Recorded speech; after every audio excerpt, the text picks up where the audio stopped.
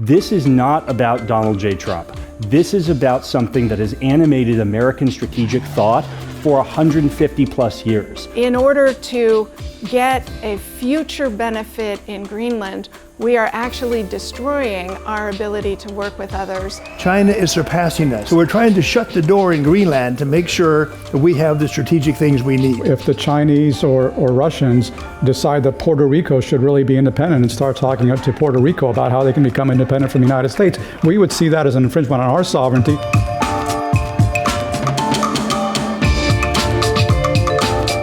This is Open to Debate. I'm John Donvan. President Trump wants Greenland. He wants the U.S. to own it. He has offered to buy it. He has hinted at taking it by use of force, and then he has walked that back after Davos. But there are strategic parts he is not letting go. The pressure campaign continues. American control of some territory in Greenland, he says, is psychologically important.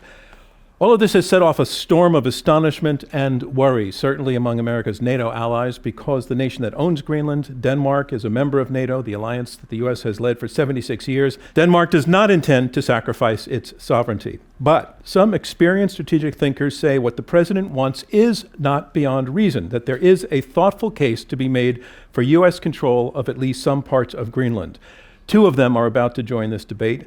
They will face two equally qualified people also taking on the stage to prove them wrong.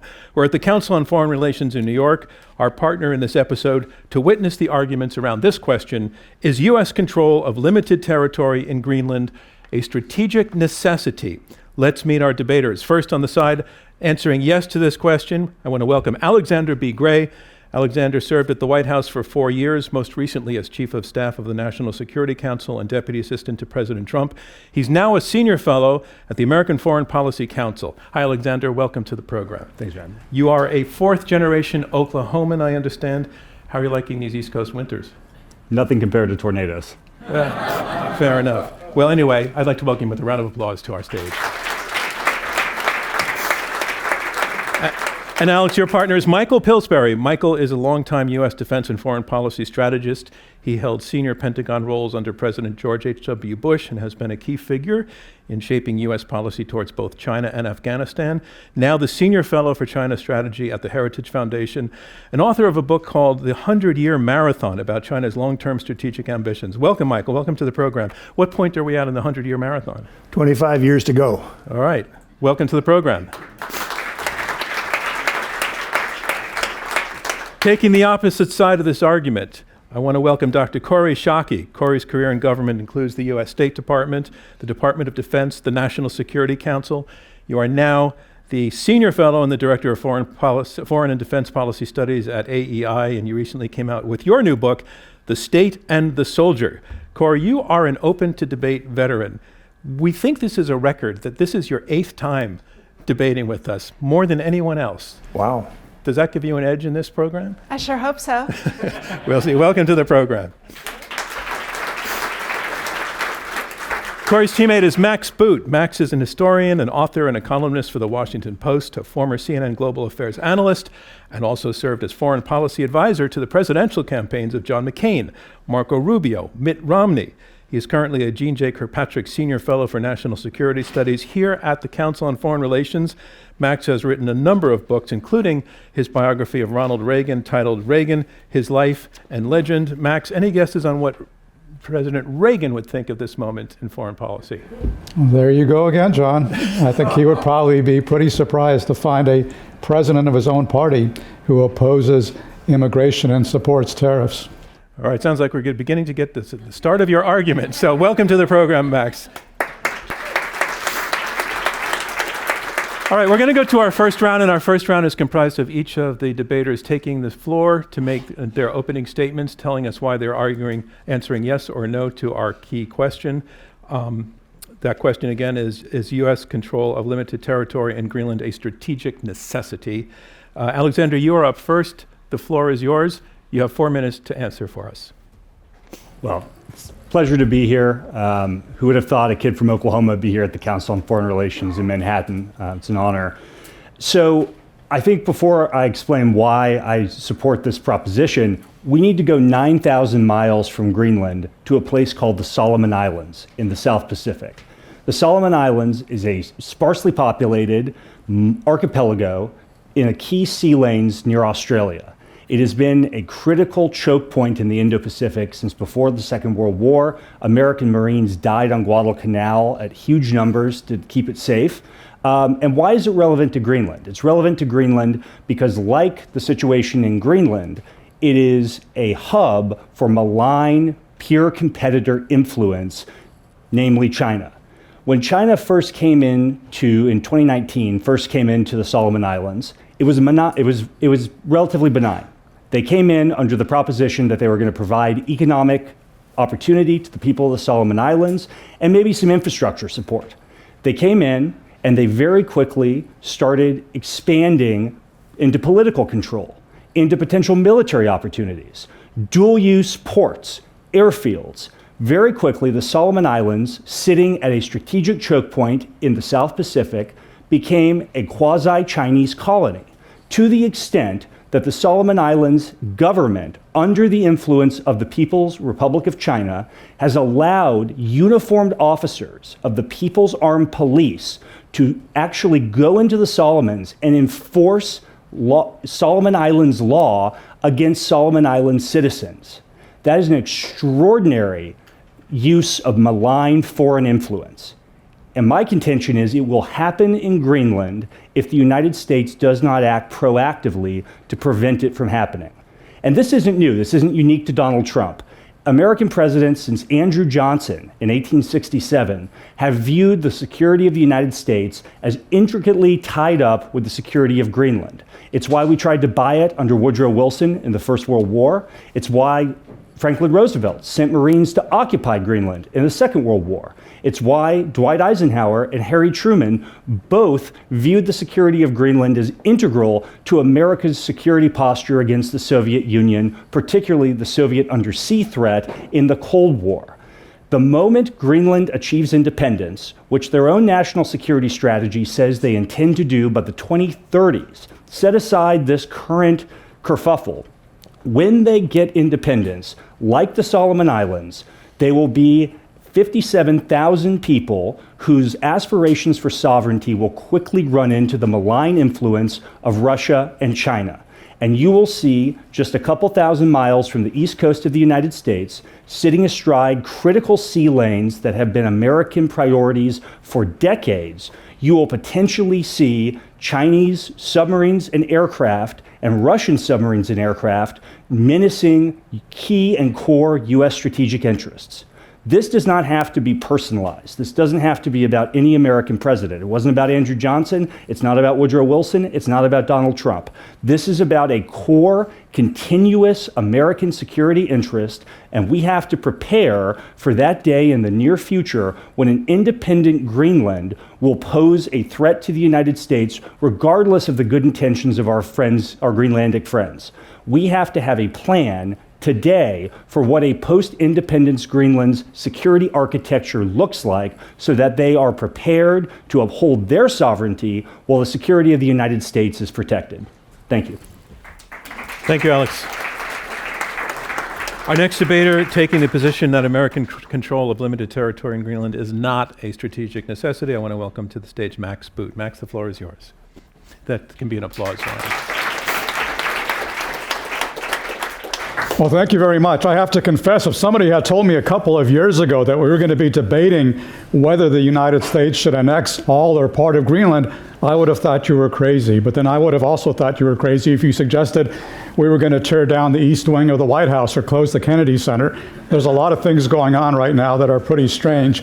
But I think we need to be clear about why we're even talking about Greenland. It has nothing to do with strategic necessity or the national security interests of the United States. It has everything to do with the fact that the President of the United States is a former real estate developer and he likes to acquire land. He wants to acquire territory. He's made it very clear that he sees Greenland as kind of a trophy property, the biggest acquisition since Alaska in 1867. And when the New York Times pointed out to him, we don't need it for security or economic reasons because it's part of Denmark, which is part of NATO, and therefore completely open to American cooperation and American investment and American security. President Trump's reply was, it's psychologically important to me. Well, just because it's psychologically important to this current president doesn't mean it's important to the security of the United States, and it's not. We heard a great deal from Alexander about the Solomon Islands. We're not talking about the Solomon Islands here, and the Solomon Islands, among many other differences, are not part of NATO. Greenland is part of NATO because it is part of Denmark, which is something that we recognized in a treaty in 1916. We also have a 1951 treaty updated in 2004, which allows the United States to have a military presence in Denmark. And if you listen to Senator Mark Warner, the vice chairman of the Senate Intelligence Committee, who is privy to all the intelligence that the United States has, he has said repeatedly, there is no Chinese threat in Greenland, there is no Russian threat. The only outside threat in Greenland comes from the United States of America. Now, if there is some down the line, if there is some Chinese threat, some Russian threat, we can certainly address it. And in fact, we already pledged to address it because, again, it's part of NATO. It has not gone independent. Maybe it will go independent in 10 years, 100 years, 200 years. We can cross that bridge when we get there. But right now, it is part of Denmark, which is part of NATO. And again, we are pledged to protect it. And Denmark has made very clear they are happy to have more U.S. troops. If we're worried about Denmark, if we're worried about the threats to Greenland from China, Russia, or any other power, why is it that right now we only have about 200 troops there? In the past, we had as many as 10,000 troops in 17 bases. Now, one base, about 200 troops. There is nothing preventing us from sending more troops to protect Greenland if we thought it was an actual national security priority. But clearly, it's a psychological priority for the president. It's not an actual national security priority. But in the course of pursuing President Trump's psychological priorities, he has caused a crisis with NATO. We only have to think back a couple of weeks to remember that NATO was on the brink of an existential crisis when President Trump threatened military action and economic action to take a territory away from our treaty ally in contravention of the UN Charter, which forbids territorial aggression. Now, when the markets went haywire and when the Europeans threatened to strike back with tariffs of their own, President Trump walked back his threats at Davos, thankfully. And now his envoy to Greenland just wrote in the New York Times that all they're asking for is open access. They're not actually even asking for what the other side is arguing for in this debate, which is American acquisition of Greenland. So I'm all in favor of open access to Greenland, but guess what? We already have open access in Greenland. We don't need to cause a crisis with the most successful alliance in world history in order to get open access to Greenland. And that would be a pretty poor trade-off in any case, to take control of about 58,000 people and some polar bears on some frozen tundra at the cost of sacrificing our alliance with Europe. By the way, we do about $1.5 trillion of trade with Europe every year. So there is no national security imperative to annex any part of Greenland. In fact, the imperative is not to do so and not to risk a crisis with NATO. Thank you, Max. We've heard our first two opening statements. Now let's hear from Michael Pillsbury, who is arguing that U.S. control of limited territory in Greenland is a strategic necessity. Michael, the floor is yours. Okay. There's some mild applause. Could I just ask, please, is anybody here tonight from Denmark? Please raise your hand. 4. Denmark lost 43 soldiers in Afghanistan. Denmark's been one of our closest allies forever.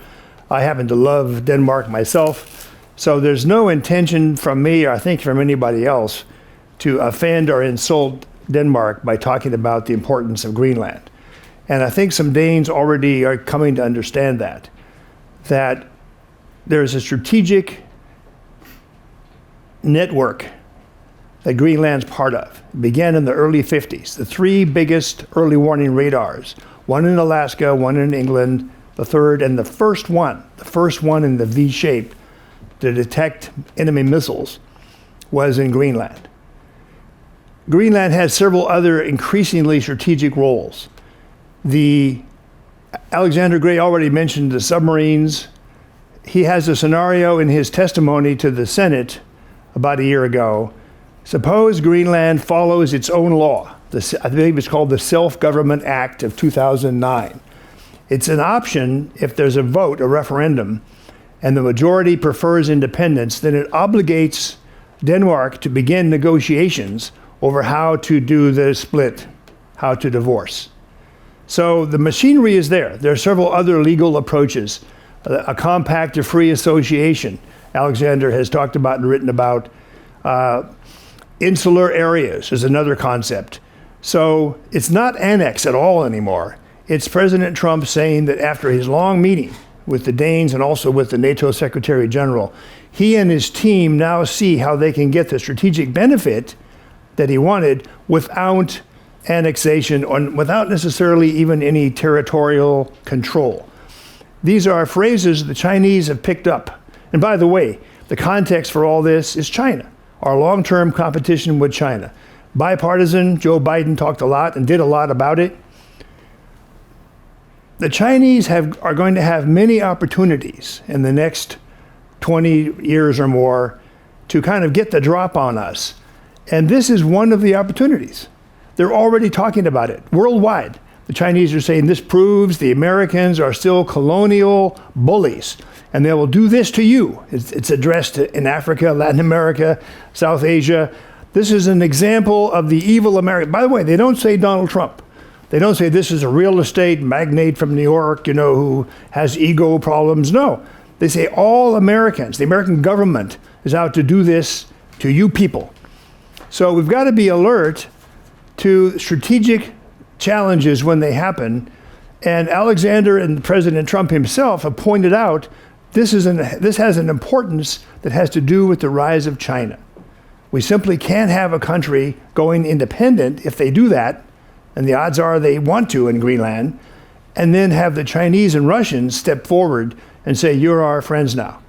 So with the Danish government in support of this new approach, with the NATO Secretary General in favor, and with a very specific list of things that the US government and its allies need to do on Greenland. It's not just it used to be called Thule, a Space Force base. That's the old, remember I told you in the early 50s, the very first line of early warning was Greenland. It still is. So for Golden Dome, and frankly for something you may have never heard of called Chrome Dome, back in the 60s, American bombers flew around Greenland with H-bombs on board to protect it, to protect the early warning system. And one of those bombers crashed. 4 H-bombs went into the ice. That strained US-Danish relations, but we got over it. The radiation was in control. But Greenland, you should not be thinking of in terms of polar bears. I love Max Boot, but this is not about polar bears. I'm sorry, Michael, I'm standing up because your time is up. Thank you very much. And our fourth speaker will be taking the opposite side, the same side that Max Boot took. I want to welcome to the stage, the floor is yours, Kori Schake. So many of the points I was going to make, Mike actually made, right? That our ally Denmark actually had a higher per capita casualty rate fighting in Afghanistan than the United States did. That's significant, and what our adversaries are arguing is that what the people of Greenland and the people of Denmark and the people of our allied countries think about this behavior by the United States shouldn't matter, that shouldn't affect this, that there's no opportunity cost to behaving the way we are behaving. And I would submit to you that that's simply not true, right? One of the last sales of sovereign territory in the international system was Denmark selling the West Indies, what we now think of as the US Virgin Islands, to the United States in 1917. And as part of that treaty negotiation, we paid Denmark $25 million, and we promised to acknowledge Danish sovereignty over Greenland. So we are already in violation of a commitment we made to the government of Denmark almost 100 years ago. Second thing to remember about where this issue stands is that in 1951, the United States and Denmark, by that time already NATO allies, signed what we think of in the Defense Department as a status of forces agreement, in which the government of Denmark offered the United States and committed in treaty that the US would have exclusive jurisdiction over the bases we established in Greenland. we had, during the Cold War, 17 US bases in Greenland. We now have only one, by our own choice. And the government of Denmark and the government of Greenland have repeatedly emphasized that they are partners with the United States on preventing China from using Greenland for purposes that corrode the security of the United States, of Denmark, and of the other NATO allies. So what the president has done with creating this tornado over Greenland is to impose an enormous opportunity cost of creating the sense that the United States is no longer a reliable ally. When the President of the United States says we have to have control over Greenland, that means, because that's the only way we can be sure we would defend it, that undermines not just our pledge in 1917 and 1949 and 1951 to the government of Denmark, but it undercuts the commitment that we have made to our NATO allies as well. And so we need to acknowledge that, first of all, any needs we would have to increase American security by access to or operations in and around Greenland, we already have. And that the bad faith actor in this actually isn't even China. It's us who are causing our friends in Greenland, in Denmark, in the NATO allies countries to question whether the United States is a bigger threat to Greenland than China is to American interests in Europe and beyond.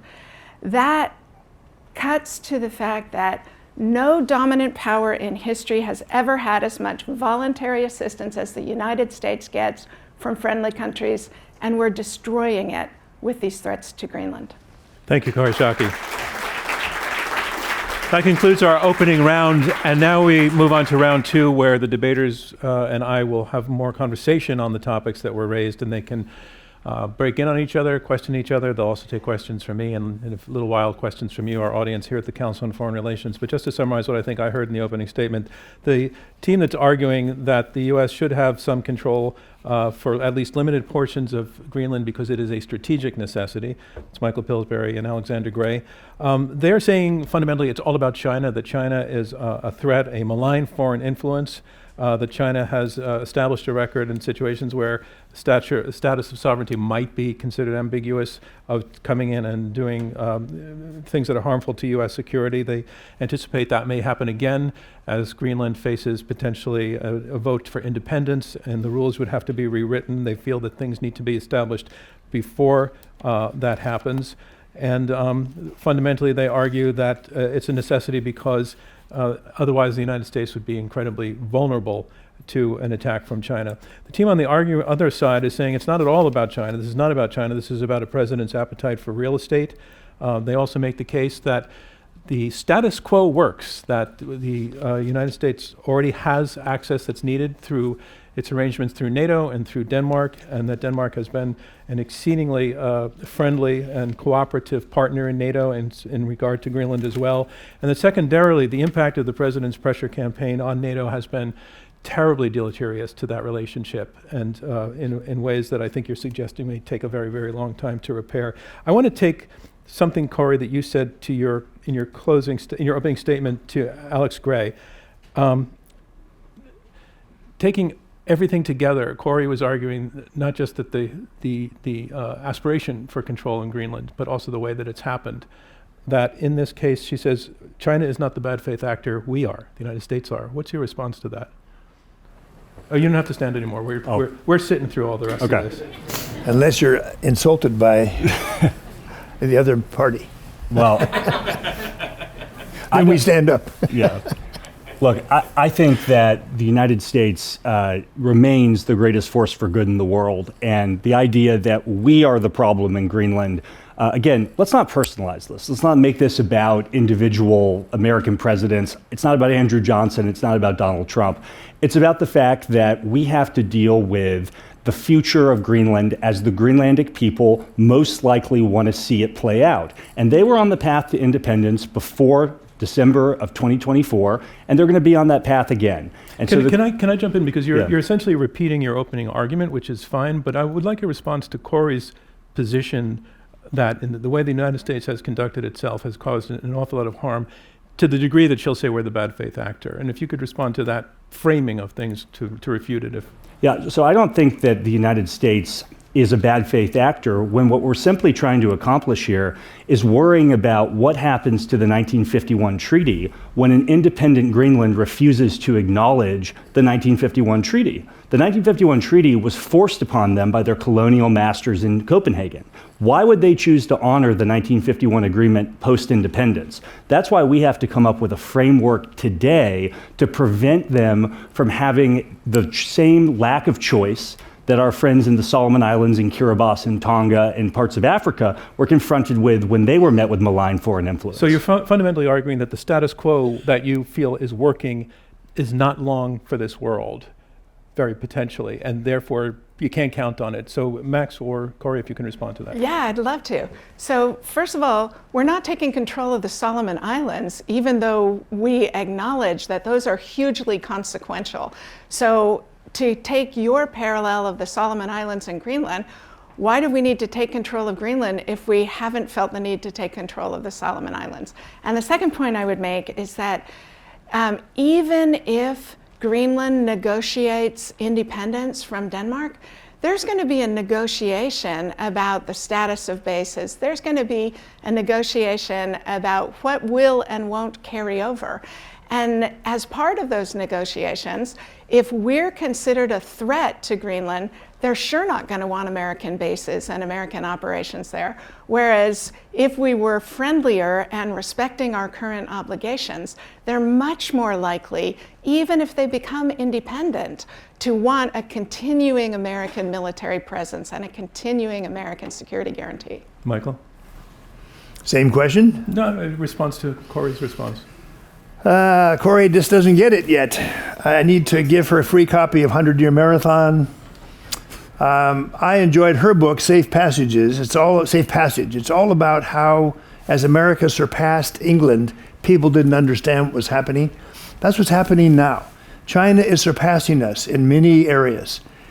There are probably 20 more examples beyond Greenland that we will face over the next 5 years or so, where the best thing we can do is shut a door that China doesn't have to go through and increase its problems with us. President Trump's been laying out a new approach to China. He keeps saying Xi Jinping is my friend. I think this April summit is going to go very, very well. There are areas of cooperation that have begun to emerge. But if we leave open around the world, if we unlock doors, as an old metaphor goes, the burglar will come and try the different doors. If one is open, the burglar will go in.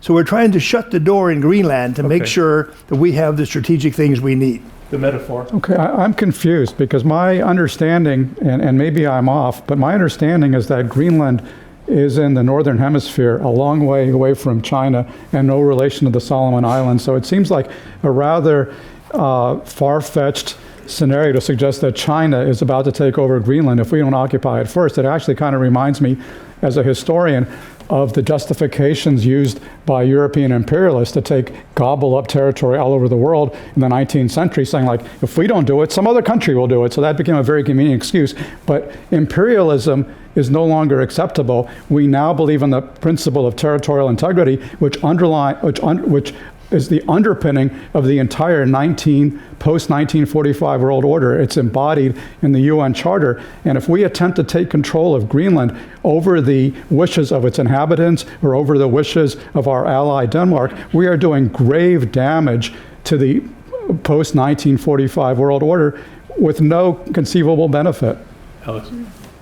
Solomon Islands are the example here because those are fiercely independent people who fought for their independence from colonial masters for decades, and then have had the Chinese strip away their sovereignty. And our friends in Australia former colonial masters of the Solomons themselves, refused to take the action in time to prevent the Solomons from losing their sovereignty. Okay, so that's what's going to happen here if we don't act decisively to prevent it from happening. In 2018, when I was in the White House, there was an attempt by the Chinese to buy an airfield in Greenland. And we, with the help of Denmark, turned that down. What's going to happen when Denmark is not sovereign over foreign policy there? I have no confidence that that same outcome is going to occur. Okay, there's what you're ignoring is there's a billion reasons why Greenland is not necessarily going to go independent, which is that Denmark actually provides about $1 billion worth of subsidies to Greenland every single year, which they're not going to get if they're independent. But the larger problem I see with your argument is you're creating these kind of castles in the air, imagining crises many years down the road, which may or may not occur. And in order to head off this speculative crisis, which may or may not occur, you want to start a crisis right here and right now, which could lead to the dissolution of NATO right here and right now, or at the very least will lead to a massive, and has already in fact led to a massive loss of confidence in Europe, in the United States as a strategic partner. Can I offer a positive vision here? This doesn't have to be about the United States and Denmark and Greenland being at odds with each other. It really doesn't. This is the best option here, just like our friends in the Pacific, think Marshall Islands, Palau, Micronesia. Greenland gets independence, and the United States starts today negotiating what's called a Compact of Free Association with independent Greenland, where we provide some of the much-needed social services that you alluded to. We provide them with incredible opportunities like our friends in the Pacific have enjoyed, and we preserve the right to deny an adversary the ability to use Greenland for malign purposes. So the sovereignty of the people of Greenland is actually preserved under that arrangement. So the only way that the United States will get to the economy of scale, economically, politically, or militarily, to manage the security and economic challenges that China is posing for us and for other countries, is if we act in concert with like-minded countries.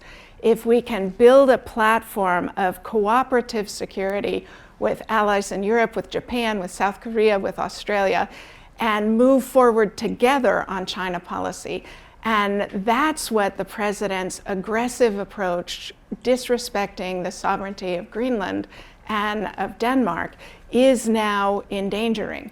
So in order to get a future benefit in Greenland, we are actually destroying our ability to work with others and manage the China problem more broadly. I'm curious, Michael, do you think that the president's pressure campaign has been anything but antagonistic to Denmark at this point? I think it's been effective. But do you think it's been antagonistic? No. His goal, I think, and this is where Max Boot is right about his real estate background. If you read the case studies in Art of the Deal, you first shake up the other side. Then you try to learn what their bottom line is, then the negotiations go on. That's exactly what he's done about Greenland. And I think Max has missed the memo.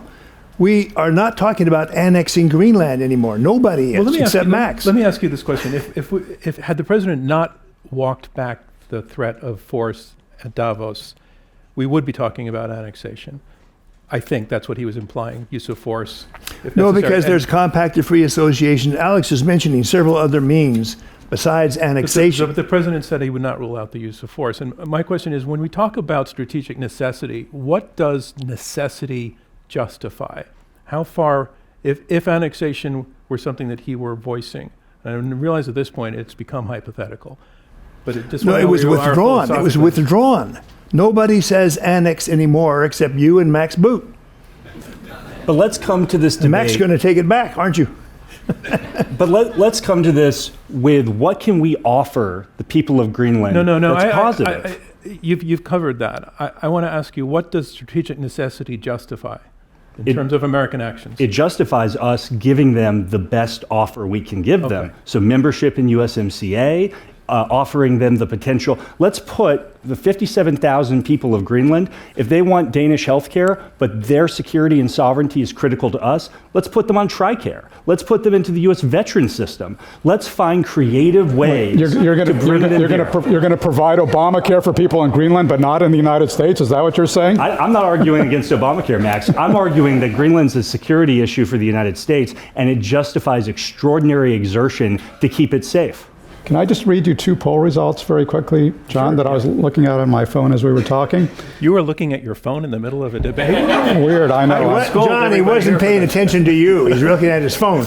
Go, Max. One poll shows that 60% of Danes now consider the United States an adversary, with less than a fifth seeing the United States as a reliable ally, and 3/4 of people in Greenland don't want to be part of the U.S. So we've alienated the Danes, and we're not attracting the Greenlanders either. That is the result of President Trump's heavy-handed attempts to annex Greenland, which, yes, he has backed off for the time being, mercifully. There is a lesson for all this, that in the next 20 times we face this kind of challenge, where the Chinese could slip in to an area that we have not been paying attention to, we may learn a lesson from this whole situation, that the way to do this is behind closed doors, secretly, and not talk openly about the issues until our side, the American side, and our allies have a good plan. Can't argue with that, I suppose. That would be a more effective way than the Trump administration has chosen to prosecute this case. You have not mentioned in your argument access to minerals. Is that not an issue for you that justifies? We haven't even done the geological survey to know how many minerals there are. We don't know what's there. We don't know what's there.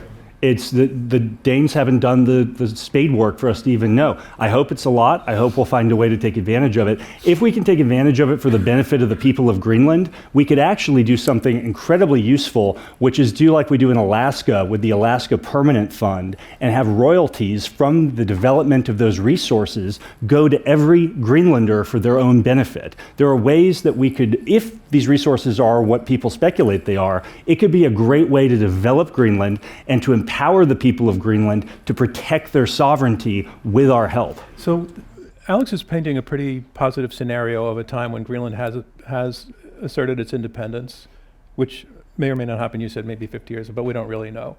But let's take that hypothetical as something to look at. Does all of that assuage your concerns about what's going on now, if all of that came to be? I don't quite understand the question, John. If what came to be, if Greenland became independent? If Greenland became independent and we worked out a very positive relationship with them because the groundwork was laid now, as Alex is saying? That's not what we're debating right now. That's something that in the future, if Greenland becomes independent, we can talk about what our relationship is with Greenland. But right now, President Trump has tried to bully our NATO allies into turning over the sovereignty of Greenland to the United States. That's what prompted the most recent crisis, and that's the backdrop of this debate. What is Denmark We're on supposed to do right we're on now? your side, by the way, John. In I'm this not on battle the with side Max. here. I am not on the side here. Max is attacking the moderator. What? No, I don't feel attacked whatsoever. What is Denmark supposed to do right now in this? I think we need to have, I'm with all due respect to our great Danish allies who, like Dr. Pillsbury said, they fought and died alongside America in disproportionate numbers. I'm less concerned about Denmark than I am about Greenland and the people of Greenland. And we have to have a tripartite discussion between the Danes, the Greenlanders, and us about what their future looks like. This is not about Danish domestic politics. This is about the same reason that FDR thought that it was essential to occupy Greenland in World War II. The same security imperatives apply today. Your opponents? Sorry, go Imagine ahead. what the U.S. government's reaction would be if a treaty ally of ours, let's say France, said we need to have tripartite negotiations between the government of the United States, the state of California, and the government of France, because California is going to become independent someday, and France just can't allow that to happen in a hostile way. We would be outraged at that undercutting of the sovereignty of the United States government. And that's what you are suggesting we do to Denmark. I'm suggesting that if the Greenlanders say they want independence, which I'm just reading their national security strategy, they say they want independence by the 2030s, I think that we should have, in our own self-interest, a productive conversation about not what can we do to bully anybody, but what can we offer? Why is greater association with us, once you've achieved your goal of independence, a more compelling alternative than what I keep talking about, which is the Solomon Islands model, where your hard-fought independence is destroyed by a malign foreign actor? Choose us and what we can offer you positively, rather than let your sovereignty be destroyed. So you just discouraged bullying, but do you think that Denmark and Greenland have just been through a period of bullying by the president along the lines of the art of the deal? I think the president's negotiating. Response? I think that's not how it's perceived by the people of Greenland and the people of Denmark and the people of allied countries. So whatever we think about the president's behavior, what they think about the president's behavior really matters. And by the way, with all of his bullying and threats, he hasn't achieved anything except alienating our European allies. There is no new agreement on Denmark and Greenland, and the Danes have made clear that they will not agree to any infringement of their sovereignty over Greenland. And so basically, President Trump had to retreat. So this is not some 8-dimension chess art of the deal. It was basically just bullying our allies for no good reason and putting a strain on the NATO alliance for no good reason. We've talked a lot about China as a threat. China comes into this potentially in another way. If the U.S. is seen or understood or perceived, rightly or wrongly, as bullying and threatening, what does that do to the U.S.'s position on standing up for Taiwan? What does that do with the U.S.'s position in opposing Russia in Ukraine or Russia's seizure of Crimea? Is it a different thing, what the president is talking about and what happened with Russia and what might happen with Taiwan? Look, Xi Jinping does not need any lesson from anybody about how he perceives his core interests. And Xi Jinping's going to do what he's going to do based on the military balance in the Taiwan Strait. And the same with most of our adversaries globally. This is about us doing something that is in our core strategic interest. And frankly, if we leave ourselves vulnerable to malign influence in our hemisphere, we will be much less able to deter adversaries elsewhere in the world. Shore up your core base, and then you can project power from there. I'm going to let you respond, but I just want you to know after the response from this side, I'm going to go to you for questions. And the way it will work is I'll ask you to raise your hand and I'll call on you. Please stay where you are. A microphone will come to you, at which point I'd like you to stand up, tell us your name, at least your first name, and then ask your perfectly phrased question. America's superpower is playing team sports. It's getting voluntary cooperation from countries to do what's in our mutual interest. And that's what this kind of behavior, this kind of threat to a treaty ally makes more difficult. It's entirely imaginable that rather than a future where Greenland is independent and has American health care and is happy about that outcome, that we will see a future in which the United States goes to fight a war and nobody comes to help us, where countries deny us military bases, where they deny us overflight rights, where they deny us refueling, so not even their own participation. They will refuse to help us if we behave no different and no better than the bad guys like China and Russia. Okay, I'd like to go to you for some questions, please. Right here in the third row, and the mic is coming up on your left-hand side. If you could stand just so that the debaters can see. Sure. Rana Faruhar from the FT. This is a question mainly for Alex and Michael. I thought you made a really good case, which I largely agree with, about hemispheric security. But my question is this: is blowing up NATO right now, if that were to be the case as a result of what's happened, worth it? And is there an assumption that we are in a tripolar world in which Europe can no longer be trusted to take a transatlantic centric tack towards its future? Do you think that the way in which China has pulled parts of Southern Europe in particular into trade alliances, into the One Belt, One Road situation has created that world? And then to Kori's point, what does that mean when we need the Finns to build icebreakers? and European countries to create demand. By the way, great questions, and that's the way to do it. That's the model. Thank you very much for showing. Go ahead. Yeah, great question. I think that your example about Southern Europe is a great example of why the United States has to be careful about what's happening in our hemisphere. The Chinese have a playbook for how they will use economics precede the flag, and they will use every instrument of national power to undermine our ability to have the hemispheric defense that was normal from FDR until recent years when we turned our attention to things that were far outside of our core interests.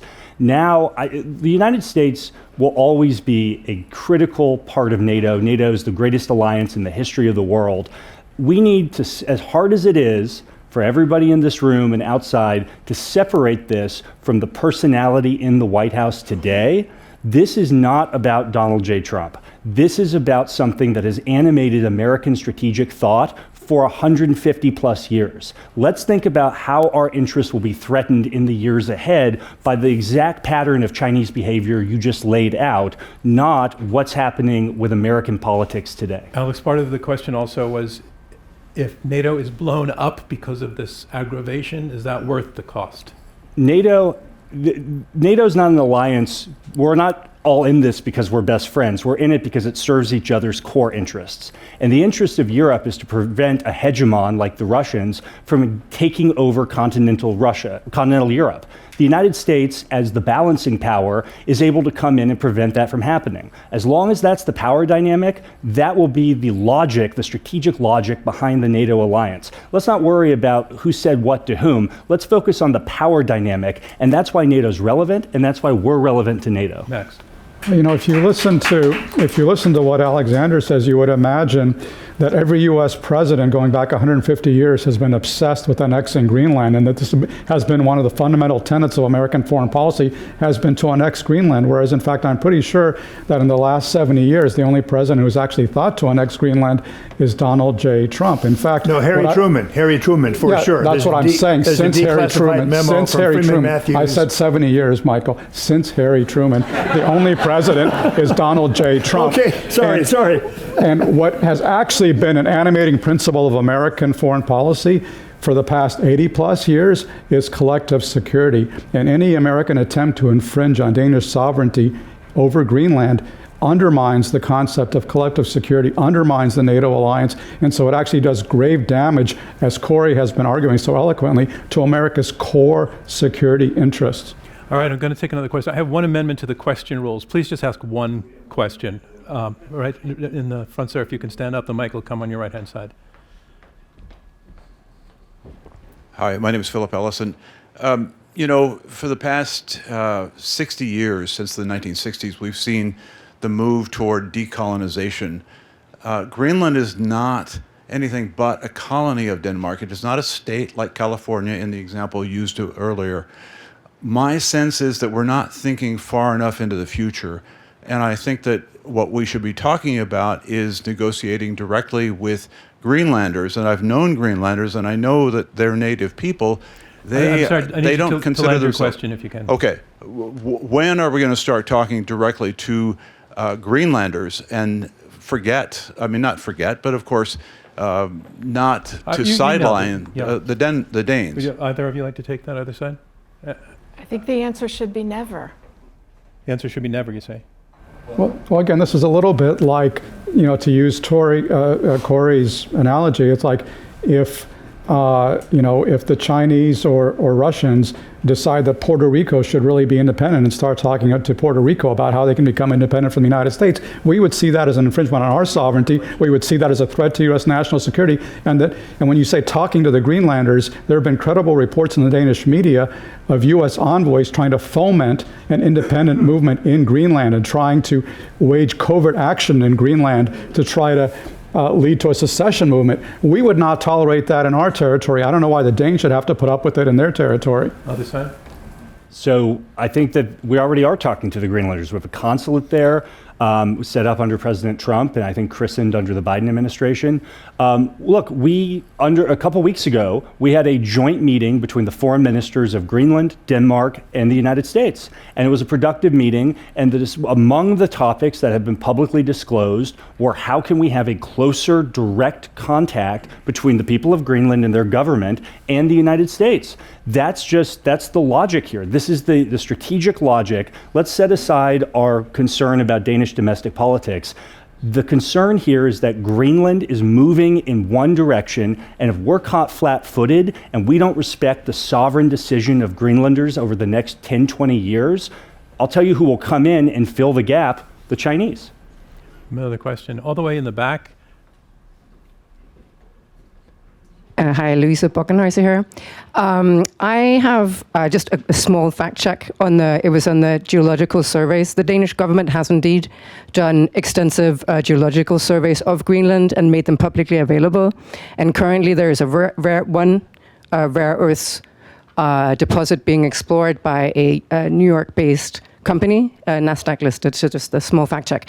But my question is if you could put this more in the context of the national security strategy, because I think this kind of... Can you just phrase the question? Sorry, it's if we could put this conversation into the context of the national security strategy, because I think one of the reasons why the Europeans are so concerned is that in that strategy document, some of the harshest words were not aimed at China, you're but asking Europe. whether this pressure campaign on Denmark is part of a kind of harsher turn towards Europe, Yes, which is evidenced in the recent national security strategy. If it fits into that mold, I'll take it to this side first. Yes. Yes, it does. Anton. Simple one-word answer. Exactly. And you're going to say no. No. Okay. Civilizational pride, we want Europe to have civilizational pride. But that doesn't mean insulting the Europeans. If you could stand up, thanks. Hi, my name's Hall. I love polar bears and like acquiring property. But I want to ask about, is annexing or acquiring Greenland in some ways a strategic distraction? China's in the Pacific, and this is taking away our time to actually focus on China, possibly Solomon Islands. And with our Navy is stretched thin. Do we want to send more destroyers to focus on Greenland when they should be focusing on the Pacific? I want to clarify. Is this a foolish policy because we can't actually manage it? Is that the question? I think of it as operational overstretch and distraction operationally and strategically. An unintended distraction. It's not a ploy to distract. It is a negative distraction for the U.S. Correct. strategy. Okay, let's take this side first. Just to remember the nitty-gritty for a second, the referendum on Greenland, authorized and described in detail in their own self-government act, involves perhaps 30,000 voters of the total of 57,000 people. If it's it calls for a strict majority outcome. So that's 15,000 people who may or may not know much about what it would be like if they had China as their main partner compared to America as their main partner. So I'm supposed to keep in touch with the Chinese. I visit there all the time. Very funny joke was made recently in terms of a distraction. This Chinese diplomat said, the CIA has overturned governments all over the world. It's only about 15,000 voters you would need in Greenland. Why doesn't the CIA just turn them into voting for you? And I thought to myself, that's a pretty good idea. I think that kind of sums up the problem with this proposal, because it suggests that we act like China or Russia, and that is the reason why, by the way, although this is built as a plan to fight China and Russia, and I'm actually kind of surprised you're not talking about Russia at all, because actually Greenland is a lot closer to Russia than it is to China. But the reality is, as you've been alluding to, both China and Russia are delighted by this, because it makes their case that they should be allowed to undertake territorial aggression against their neighbors, because that's what the United States is doing. Sergei Lavrov, the Russian foreign minister, actually said, he was happy that Trump is saying we need to take Greenland for our security because Russia supposedly needs Crimea for its security. So you're legitimating aggression by the enemies of democracy.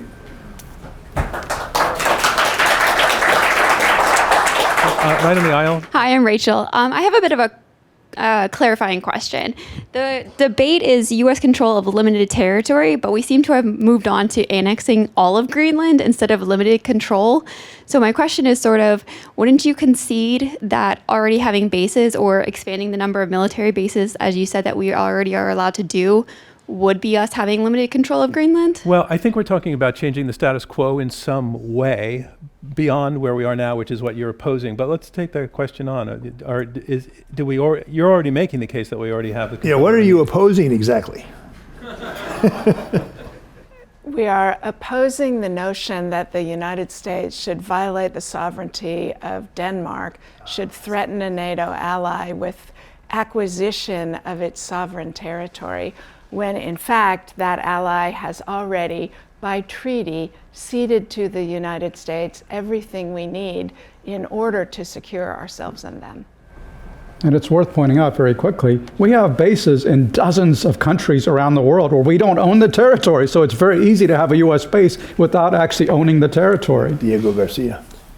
Well, we now lost. Which we've lost, yeah. Look, the challenge here is, and there's a question about the national security strategy.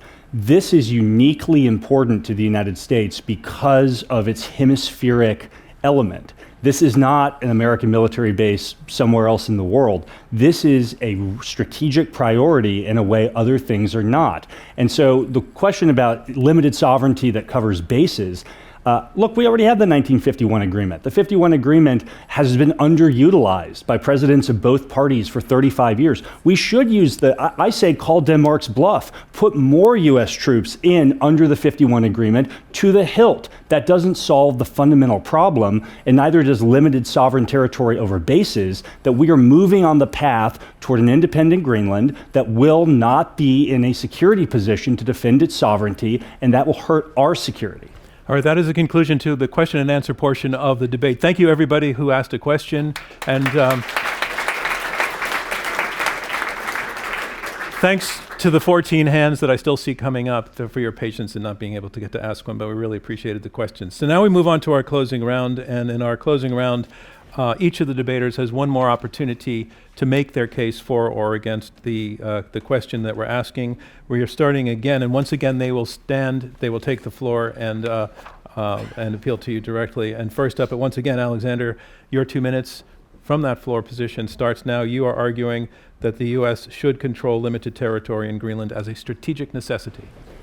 So it's always fun to debate two of my favorite authors. I will say that where I disagree, particularly with what Max said, was that the United States doesn't have time. This is something that moves much faster than democracies traditionally are able to respond to. We have a horrible reputation. We have a horrible history as democracies of getting in front of incipient security threats.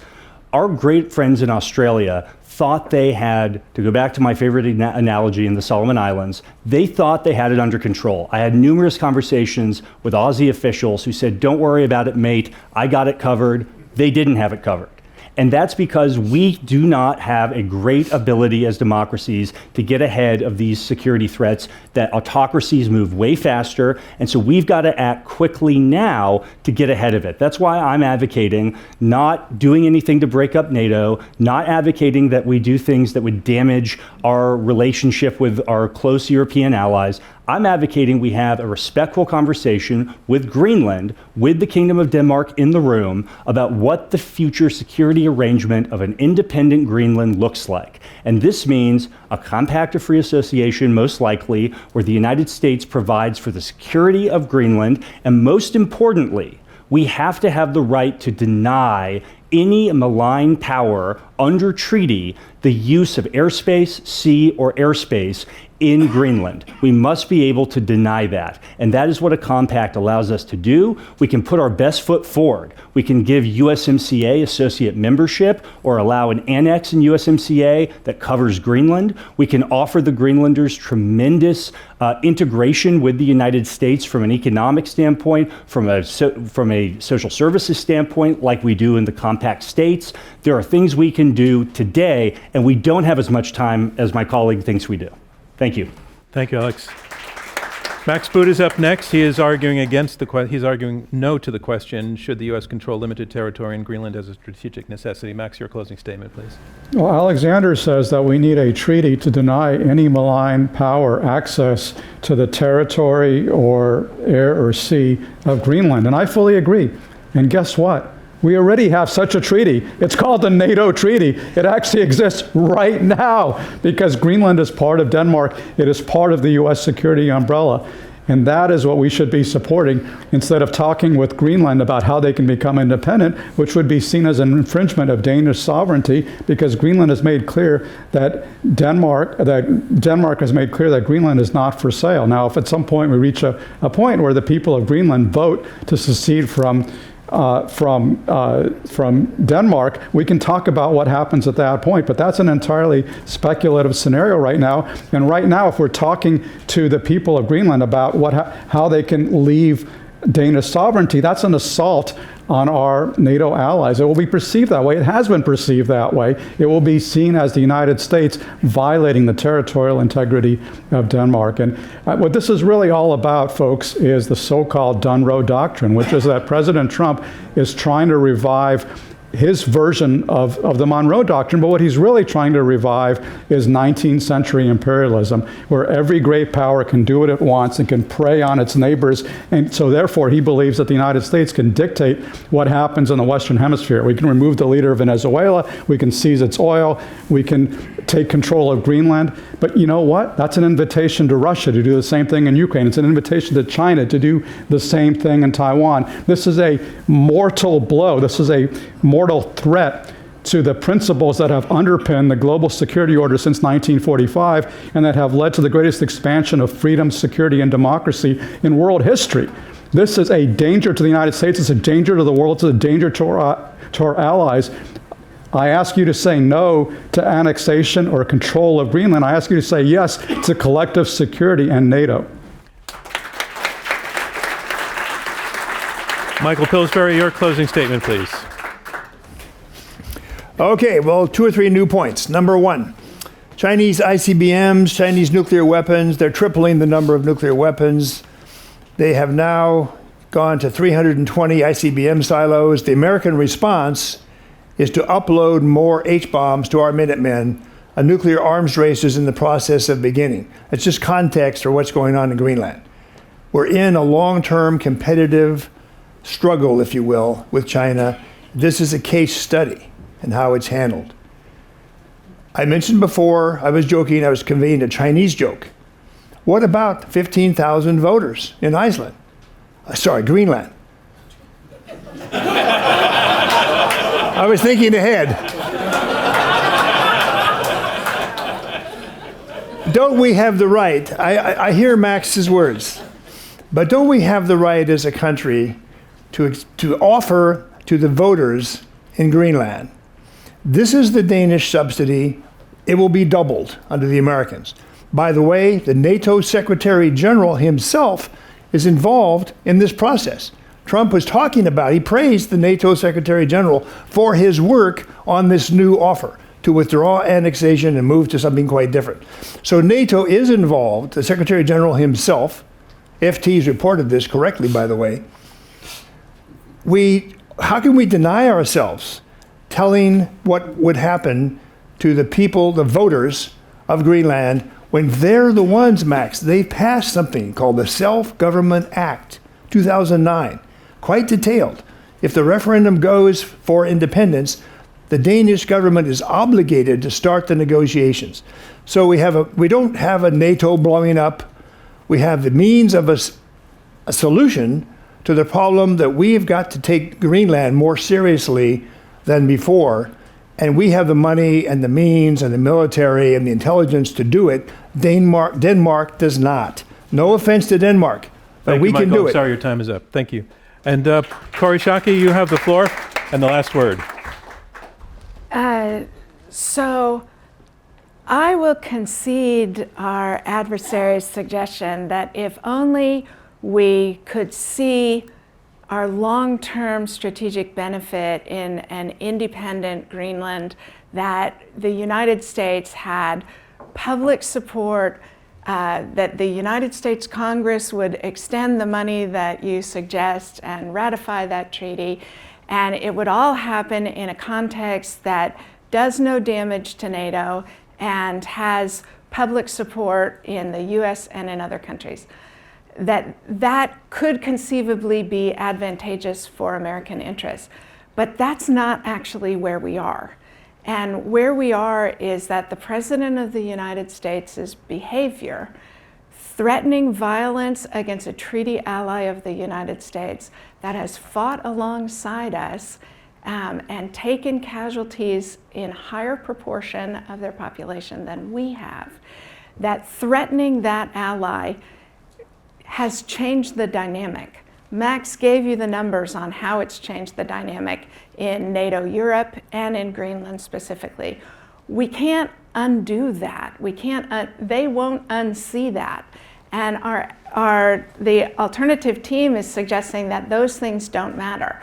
But when I was a little kid and I would get in trouble, I would close my eyes because I thought my parents couldn't see me if I couldn't see them.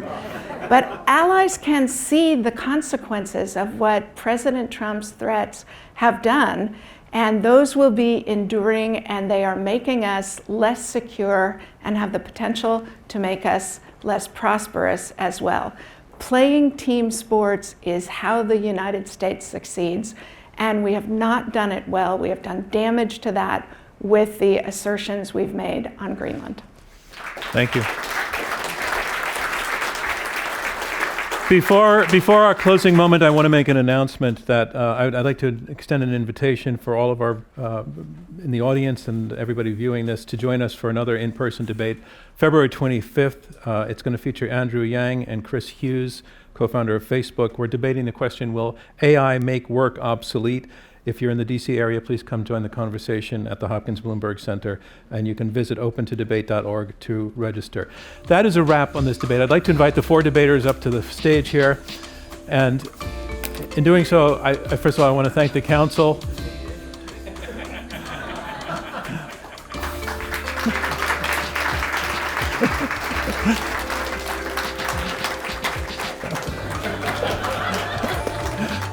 I want to thank the council once again for providing this opportunity. We love working with you. I want to thank our four debaters. I want to thank everybody who asked a question. And we'd like to conclude just to show that this is all done in good faith with, you kind of got ahead of me on this, but a handshake among all the debaters. So please, thank you very much. Thanks. It's okay.